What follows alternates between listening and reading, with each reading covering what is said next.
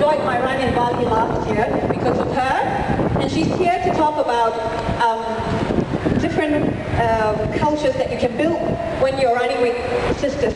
She has a running club called Jakarta Free Spirit. Jakarta Free Spirit running club hosts several runs. If I'm not mistaken, there's a zoo run in Indonesia that's organized by Jakarta Free Spirit, and there are half marathons as well. It's half marathons as well. Okay, next up is Sharifah, Dr. Sharifah Osman from a very, very religious running club. And Sharifah is interesting. She's here with us. She's here with us because we've got people who run and keep it as a health check. Okay, now she comes from a family with a lot of heart disease, so she takes running as a way that she makes up for mortality. Actually, she feels that it keeps her from moving, and she knows and she checks herself. Welcome, Dr. Sharifah Osman. And we have here from Thailand. Okay, it's interesting to see people from different regions. We've got Thida Sonjaroen. Give her a clap. Now you see Thida, and she's got a smiling face about her, right? You know, don't be fooled by it. She's done 142 kilometers all on her own. There's this one in Thailand called Ocean to Ocean Marathon. That's 142 if she runs solo. Now she runs in a hijab. Okay, what she does is she's running exactly as what she's wearing right now. And who's stopping us? No hindrance. She wears something that you think it's an obstacle. No, she doesn't take it. I've got pictures of her running and smiling at the end of the stretch when it's 140 kilometers. Give her a warm applause. And we have here the better half of the couple on the run. The better half ender.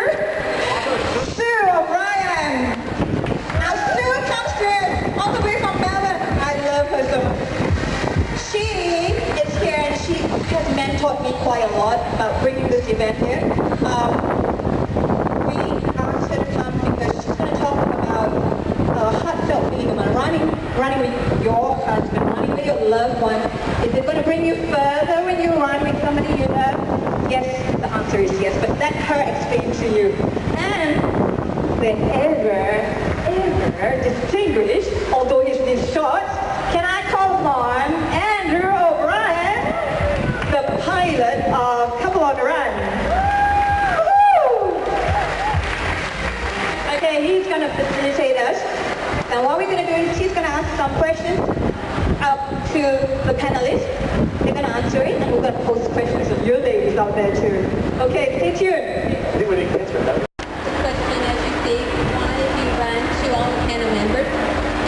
Everybody's perspective on why it's important to them. And I'm going to start with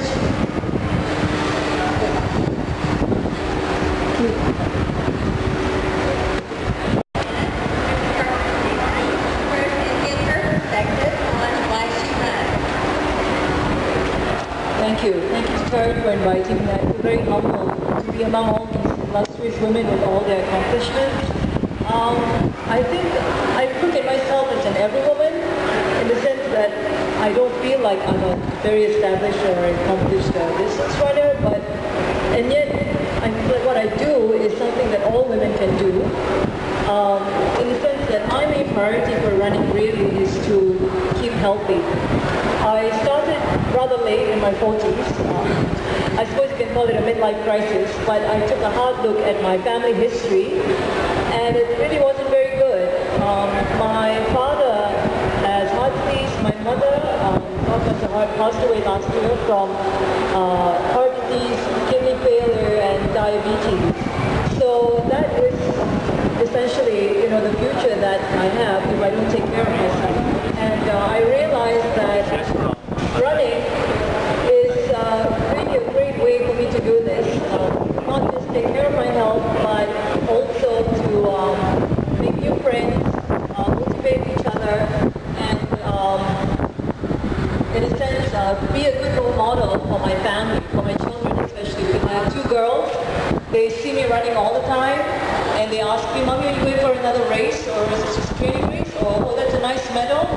So I think I inspire them a lot, and I can't wait for them to grow up bigger so that they can join me and run together with me.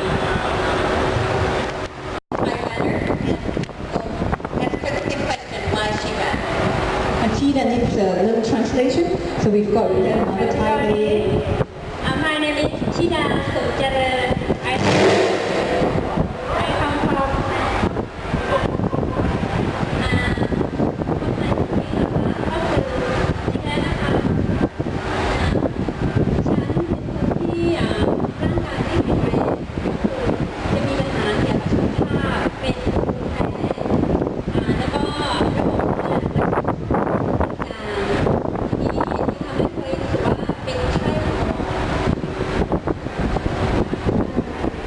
Her name is Thida, and she realized that ever since she was a child, she had suffered from a lot of sickness. She had allergy problems since she was born, and also she was born anemic. So these were the key triggers for her to start taking care of herself. แล้วก็เป็นคนที่พอเราไม่สบายเนี่ยรู้สึกหงุดหงิดง่ายนะคะ แล้วก็เป็นคนที่อ่อนแอชอบสร้างความหวาดกลัวกับตัวเองอยู่ตลอด เสร็จแล้วทีนี้มีปัญหาเรื่องสุขภาพแล้วสามีบอกว่าคุณควรจะเริ่มที่จะไปออกกำลังกายนะ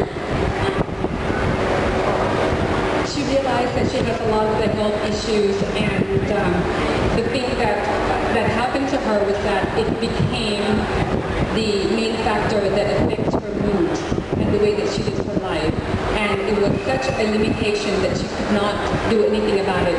So one day she sat down and talked to her husband, and husband says that you have a choice. And this was the reason why she said,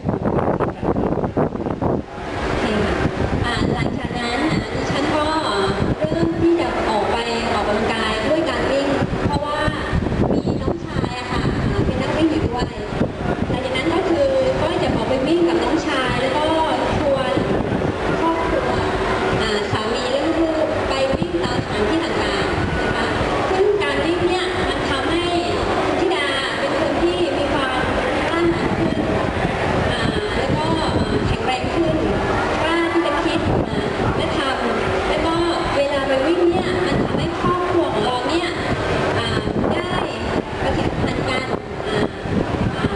ได้ใช้ชีวิตร่วมกันมีความรักความเข้าใจต่อกัน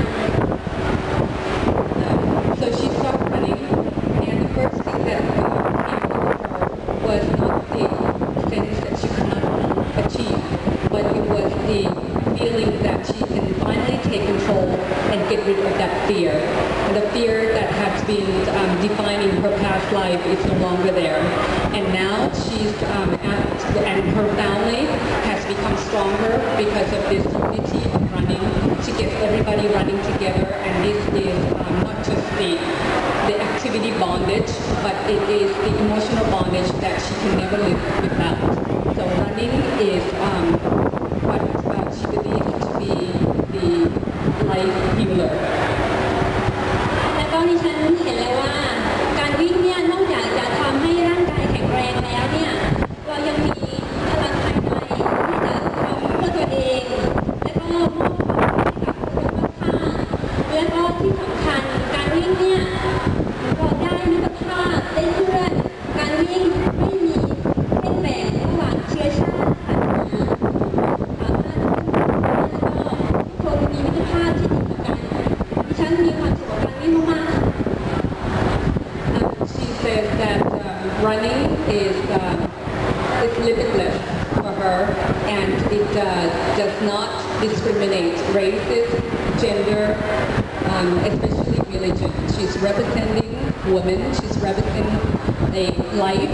She's representing an energy force, an inner power that she wants to spread. Every step that she takes, that she hopes that this energy here unites the world. What's important to me? Well, my background was that I was a very good runner. I've always been a good runner at short distances, and I'm from a family of elite runners, that it was quite natural for me as a woman or just as an individual to take up running as a sport for fitness. But it quite natural for me to be thinking about winning, about doing the best I can in terms of time. And it was all about going fast. And I used to get extremely upset and started not to enjoy my running because of the pressure that I put on myself to go faster and faster. And one of the things that running to achieve a goal when it's distance or when it's something that's out of your comfort zone is that you have to dig into deeper resources. And for me, I've always said marathon running is too hard for me as an individual until I started running with Andrew, with my partner, with my husband. And together we were able to achieve so much more as a team. And for the first time I was able to complete a marathon, and basically I fell in love with running again. I found different ways of enjoying my running. And now going for a run is all about the enjoyment that we share with our friends when we run in a run group, that we share with our partners or our loved ones when we run with them. And for me now, running is all about joy and what I can take out of the course and whatever run it is, rather than how fast I can go. So just lots of different ways of thinking about running. And my gap in marathon running was 20 years from that time that I first tried to run a marathon, gave up, and running with someone else, sharing the journey, enjoying my running, and now over 80 marathons later, together, side by side, crossing the line and holding hands is always special. And a couple today said every run that they finish together is like a honeymoon. And I think that is so special, and I think we should all enjoy our running. So why do I run? I run because I love to run. Said everything I wanted to say. So yeah, it's great running with a partner, and I love to run also in the beginning, and it's a great aerobic workout. You know, in case you're looking for an exercise that you can benefit from, go for a run. You don't have to run fast. You just have to start running, and then improve with time, and in a short time you never know you can actually run a 10K, and that's very good. And we also get to meet new friends. We get to travel with places, and I think that's a wonderful package altogether. Yeah, thank you. Now you want to know why Kathrine runs? But she runs to inspire, and that's why she's here with us today. Well, I think everybody knows why I run because I gave you my speech already, but maybe I should just sum up and just say, in a funny way, running has given me everything in my life that means anything to me. It's given me my health, it's given me my career, it's given me new friends, it's given me travel, it's given me my religion, it gave me the great love of my life. I met my husband through running.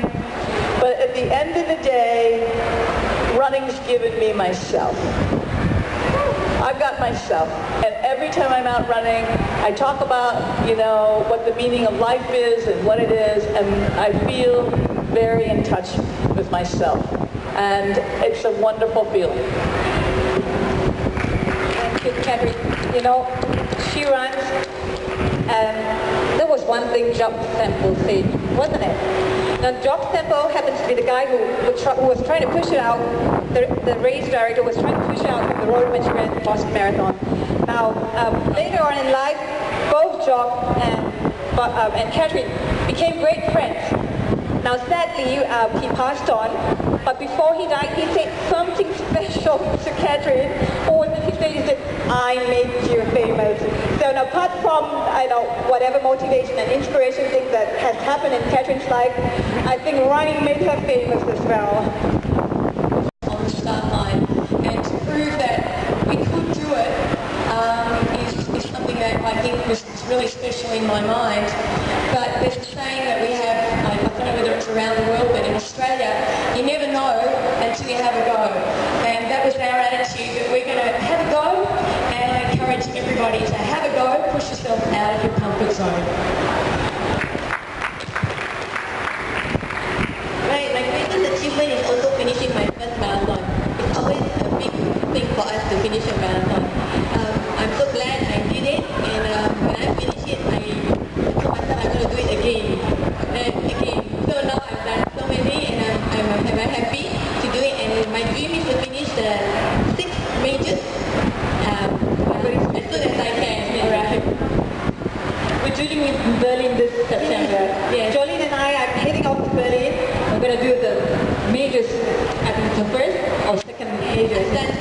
with you.